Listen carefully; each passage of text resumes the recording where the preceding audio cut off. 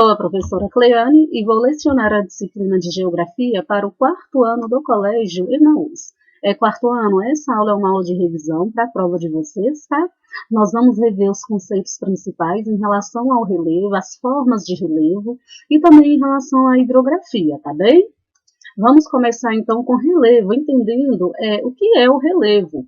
O relevo refere-se ao conjunto das diferenças de nível da superfície terrestre, com suas variações e irregularidades, né?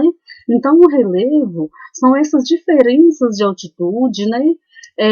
São essas diferenças de níveis também, são esses desníveis da superfície. Por exemplo, alto, baixo, plano. Quando você sai de casa para fazer alguma coisa, para passear, para ir ao supermercado, ou para ir à casa de um amigo, vocês percebem que existe essas irregularidades na superfície. Vocês sobem morro, vocês descem morro, vocês andam em locais mais planos.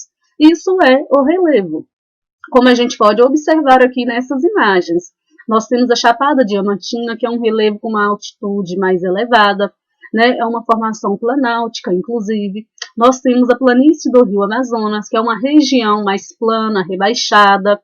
Temos a cadeia de montanhas na região do Everest, que é uma região que apresenta maiores altitudes, que se destaca em meio ao relevo. E temos também as serras, serras são formadas por um conjunto de morros. Cada forma de relevo sofre ação do tempo, da natureza, ação também do ser humano. E o relevo ele se transforma constantemente, ele está em constante processo de transformação, de alteração, de mudança também. Não só pela influência das atividades humanas, mas também pelos fatores naturais, pelos elementos naturais que interagem com essas formas de relevo. Para a gente entender a diferença entre altitude e altura, vamos analisar aqui essas duas imagens.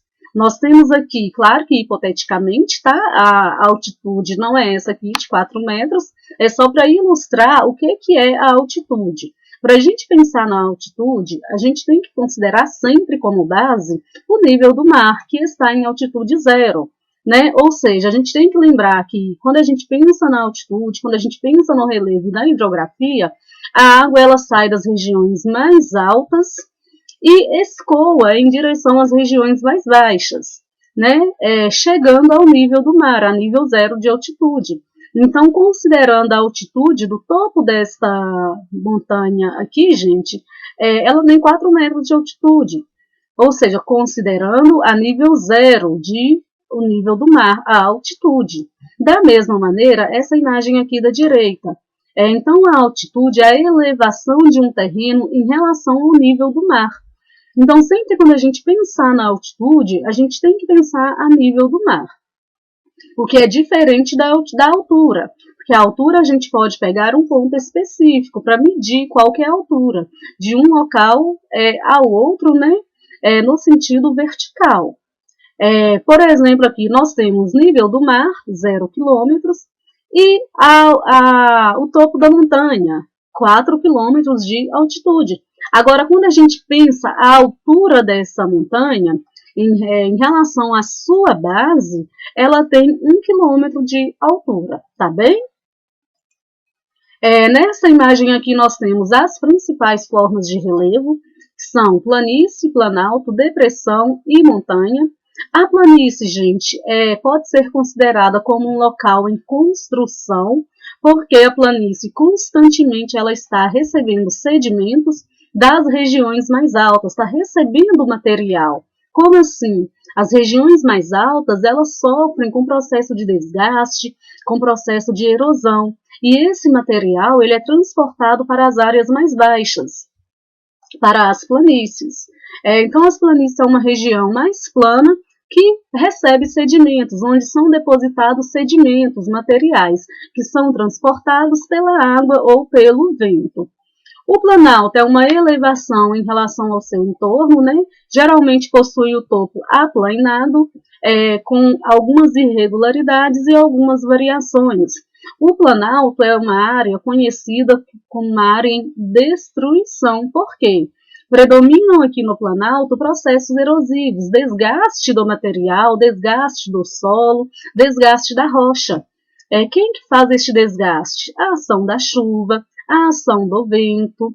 Lembra quando chove, a água bate no solo e transporta material. O vento, ele também transporta material. E esse material ele vai parar onde? Nas regiões mais baixas. A depressão é uma região que é mais baixa que o seu entorno. Estão vendo? Pode predominar tanto processos erosivos quanto o processo de sedimentação, ou seja, de depósito de material. A depressão, gente, quando ela está abaixo do nível do mar, ela é chamada de depressão absoluta. Quando ela está acima do nível do mar, ela é chamada de depressão relativa. Para vocês entenderem melhor o que é uma depressão, é só imaginarem um lago. Um lago é uma depressão, porém é uma depressão que está preenchida por água. A montanha são elevações que vão se destacar em relação ao relevo do local, da região. As montanhas elas são formadas por erupção vulcânica, pelo vulcanismo e também pelo encontro de placas tectônicas. As montanhas são formações mais recentes, em virtude inclusive da altitude, são as regiões que apresentam as maiores altitudes. No Brasil, o relevo ele possui uma formação antiga, tá bem? Não possui altitudes elevadas, é caracterizado então por baixas e médias altitudes. As formas predominantes de relevo no Brasil, gente, são os planaltos e as depressões. As planícies ocupam uma pequena parte do território brasileiro. O processo de formação do território brasileiro foi muito influenciado pelos fatores externos e também, pessoal, pela atividade humana. Quando a gente lembra nesses fatores externos, é só a gente lembrar que o Brasil ele está localizado em uma zona tropical, que chove muito, que a temperatura é elevada também. Então, a presença da água vai influenciar na transformação do relevo brasileiro, nos processos erosivos, o desgaste do solo, o desgaste do relevo e o transporte deste material para as regiões mais baixas. O relevo, como nós já vimos, ele sofre alterações constantemente. A superfície terrestre, a parte externa da crosta terrestre em que habitamos, é constituída de terrenos de várias formas, mais altos ou mais baixos, mais planos ou acidentados, que apresentam ondulações e irregularidades. E essas características aqui da superfície terrestre é o que vai configurar nas formas de relevo, como a gente pode observar aqui nessa imagem. Vejam, nós temos um planalto, o planalto com um topo mais aplanado, nós temos uma depressão neste planalto, temos uma planície e temos também a formação de uma escarpa. Escarpa, gente, são essas elevações abruptas, tá? Quando a gente pensa na planície, nós temos que pensar que a planície ela pode ser formada de diversas maneiras. Tem a planície fluvial, que é aquela planície formada pelo depósito de material transportado pela água dos rios. Tem a planície costeira, formada pelos mares e oceanos, O relevo ele muda com o tempo, constantemente em processo de alteração. Ele sofre a ação de vários elementos, como fenômenos da natureza, condições de clima, tipos de rochas, da vegetação, da ação humana, dentre outros. Estes fatores que atuam na transformação do relevo podem ser classificados como internos ou como externos.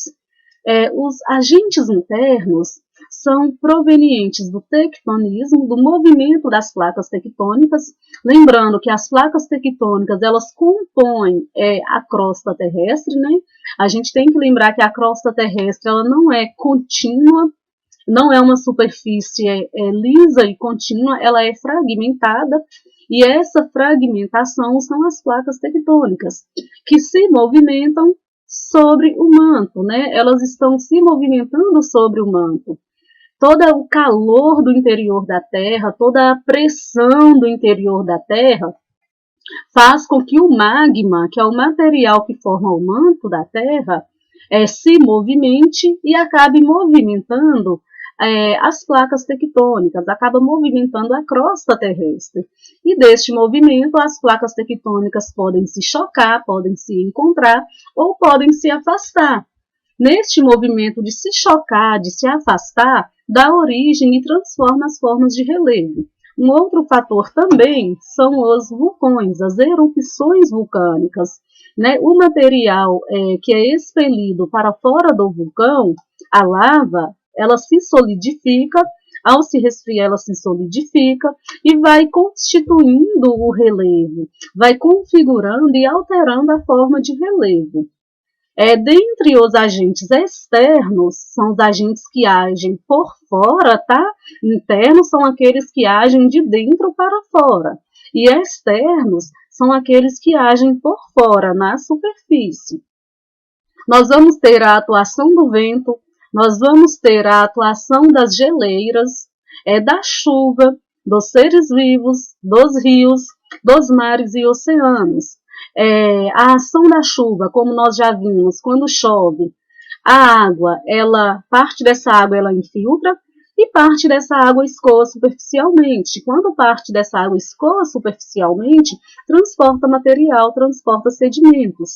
Em uma área onde está desprotegida de cobertura vegetal, a ação erosiva da água da chuva vai ser mais intensa. A ação dos rios, a erosão fluvial. O rio, quando ele nasce, pessoal, ele vai criando caminhos, vai esculpindo o seu caminho em direção às regiões mais baixas. Ao esculpir este caminho, o rio ele vai causando transformações no relevo. Os mares também. Como vocês acham que se formaram os litorais, que se formaram as praias? A partir do movimento da água dos oceanos, né? Que vão desagregando material, que vão erodindo e transportando material, transportando pequenas partículas e depositando essas pequenas partículas, formando assim os litorais. As geleiras também transformam o relevo. As geleiras, elas se movimentam. Ao se movimentar, elas vão funcionar como uma lixa no solo, né? Elas vão desgastar esse solo e vão transportar este material desgastado. O vento também, e o vento é constante. O vento, ao mesmo tempo que ele transporta material, ele desgasta as rochas, ele desgasta o solo e ele desgasta o relevo e transporta este material e deposita estes sedimentos nas regiões, assim como ocorre a formação de dunas, né? Quando o material que é transportado pelo vento encontra um obstáculo, esse material vai sendo depositado. Então, aí dá origem às dunas. Nessas imagens aqui, está trazendo para a gente como que os agentes internos, eles atuam na transformação do relevo. Observem essa imagem aqui da esquerda com a erupção de um vulcão. Estão vendo este material que está sendo expelido para fora? Esse material ele vai se resfriar, né? E vai modelar o relevo, vai transformar o relevo já existente. E isso acontece também, gente, no oceano. Quando um vulcão oceânico, ele constantemente vai expelindo material para fora, esse material vai se solidificando, vai se acumulando, até atingir a superfície, dando origem, então, às ilhas vulcânicas. Um exemplo dessas ilhas vulcânicas aqui no Brasil é o arquipélago Fernando de Noronha, em Pernambuco. É dessa maneira que acontece, estão vendo? Olha aqui nessa imagem de movimento tectônico. Observem que a placa tectônica, ela se afasta. À medida que a placa tectônica ela se afasta, o magma vai preenchendo o espaço. E esse magma que vai preenchendo o espaço, estão vendo, ele vai resfriando, vai se acumulando e vai dando origem a uma nova superfície, a uma nova estrutura. Na formação de montanhas, duas placas tectônicas, elas colidem, elas se encontram. A placa tectônica que é mais resistente empurra aquela que é menos resistente. O que acontece? A que é menos resistente, ela vai sendo comprimida, comprimida e ela começa a enrugar. Esse enrugamento é o que dá origem à formação das montanhas. Os agentes externos na superfície terrestre, eles estão associados ao vento, à erosão eólica, à ação da chuva, erosão pluvial, a erosão do gelo, erosão glacial, a erosão, ação humana, e também aqui, gente, a ação dos rios, tá? A erosão fluvial. A ação externa, ela está relacionada ao intemperismo e à erosão. O que é o intemperismo? O intemperismo é quando a rocha ela fica submetida à variação de temperatura ou à presença de água. Na variação da temperatura, essa rocha ela vai se fragmentar, ela vai se quebrar, ela vai se dividir. Na presença de água, essa rocha ela vai se decompor. Ou então as características dessa rocha serão alteradas. Quando esse processo de fragmentação, de quebra acontece, no processo erosivo vai haver o desgaste e vai haver o transporte deste material, tá bem? Os rios, eles podem ser assoreados, gente. Esse processo de assoreamento é quando acontece o transporte de sedimentos. Esse transporte de sedimentos é transporte de areia, de terra, transporte de material pela água da chuva, né? Ou também pela água do próprio rio.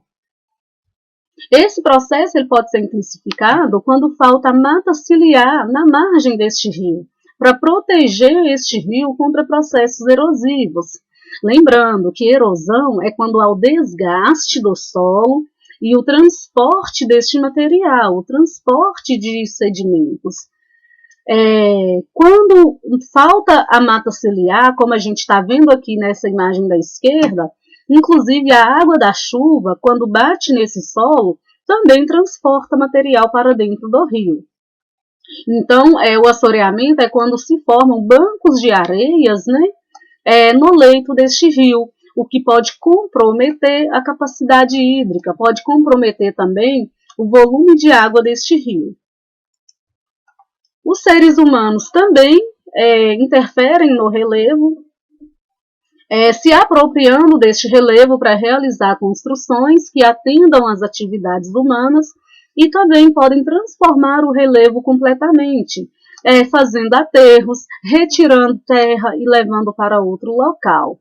Quando a influência do ser humano não respeita as características naturais do solo, da vegetação, não respeita o relevo, a sociedade vai sofrer com os impactos. Como a gente está vendo nessas imagens, é processo de deslizamento, transporte de material. Este fenômeno ele é natural, gente. Só que quando há a interferência humana, esse processo é intensificado e acaba impactando a vida das pessoas. Hidrografia. A hidrografia é o estudo das águas do mundo, né? É o estudo das águas da Terra. A maior parte da superfície da Terra é coberta pelas águas, que formam os oceanos, mares e lagos, né? E rios. Os oceanos e os mares correspondem à porção de água salgada, tá bem, gente? Os lagos e rios correspondem à água doce, que é a água que é consumida, né, e que é utilizada nas atividades humanas. Os oceanos são grandes extensões de água salgada e os continentes são as grandes extensões de terras emersas, ou seja, de terras que não estão cobertas pela água. Um rio ele é um curso corrente de água natural que segue seu curso de acordo com o relevo da região. Ou seja, de acordo com o relevo, ele vai criando caminhos em meio ao relevo, ou vai criando formas neste relevo, como essa imagem aqui da direita. Os rios eles vão apresentar características variadas de acordo com as formas de relevo nas quais suas águas correm.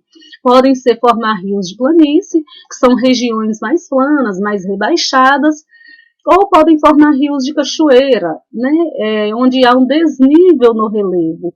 Esses rios de cachoeira, de corredeiras também, onde apresenta um relevo planáltico, eles são propícios ao aproveitamento hídrico, né, na geração de energia. A parte dos oceanos que banha os continentes chama-se mar. Os lugares banhados pelo mar são chamados de litoral. Observem o litoral brasileiro. O litoral brasileiro ele é imenso e é banhado pelo Oceano Atlântico. Nessa imagem aqui nós temos a Praia da Siriguinha, em Conde, na Bahia. A Bahia é o estado do Brasil que possui o litoral mais extenso. Observem. O litoral da Bahia, desde aqui a região norte do Espírito Santo, né, até aqui a região sul do estado de Sergipe. Em formas de relevo com elevações de desníveis acentuados, as águas dos rios se deslocam com maior rapidez e força. Nestes locais formam-se as cachoeiras ou corredeiras. Já em regiões mais aplainadas, né, regiões de planície, a água se desloca de maneira mais lenta. Geralmente nessa região de relevo mais rebaixado, mais plano, com baixas altitudes, as águas elas são aproveitadas para a navegação. Nessas regiões de planalto, onde se formam as cachoeiras, as águas elas são aproveitadas para a geração de energia elétrica. Essas curvas aqui, pessoal, elas se chamam meandros, tá bem? Esses meandros eles são formados pela ação erosiva da água no solo. A água ela vai batendo na margem deste rio, e à medida que a água vai batendo na margem deste rio, vai desgastando o solo e vai transportando esse material que foi desgastado. É um processo extremamente lento, tá bem, gente? Os rios também, eles podem ser perenes ou temporários. Rio perene é aquele que tem água durante o ano todo. O rio temporário é aquele que é abastecido no período de chuva. E no período de seca, ele seca também. O volume de água diminui bastante, né? E o leito deste rio, no período da seca, fica completamente seco. O conjunto de rios cria uma rede de drenagem que, quando banha uma região, forma uma bacia hidrográfica. Então, a bacia hidrográfica é uma região banhada por um conjunto de rios. Em uma bacia hidrográfica, nós vamos ter um rio principal e nós vamos ter os afluentes e os subafluentes deste rio principal. Nós temos a nascente deste rio,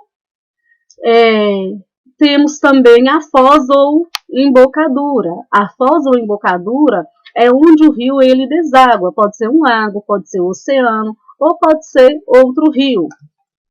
O afluente é o rio que abastece o rio principal. O subafluente abastece o afluente. Em uma bacia hidrográfica também, gente, nós vamos ter o divisor de águas. O divisor de águas é uma região mais elevada, né, uma serra, uma montanha, que vai dividir as águas para os dois lados, ou seja, tanto vai cair água para a direita quanto para a esquerda. Observem que tem a formação de duas bacias hidrográficas, porque esse divisor d'águas está dividindo, separando essas duas bacias hidrográficas. E nós temos um rio principal que vai fazendo a captação de toda a água desta bacia hidrográfica. Vejam que os afluentes e os subafluentes convergem para chegar no rio principal. Bom, finalizamos por aqui então a nossa revisão, tá bem, quarto ano? Tem atividades de revisão para vocês fazerem. É muito importante copiar as perguntas no caderno, tá? inclusive para facilitar na hora de estudar para a prova. Façam as atividades com bastante atenção, tá bom? Bons estudos para vocês, até a próxima aula e lembrem-se, juntos no caminho certo.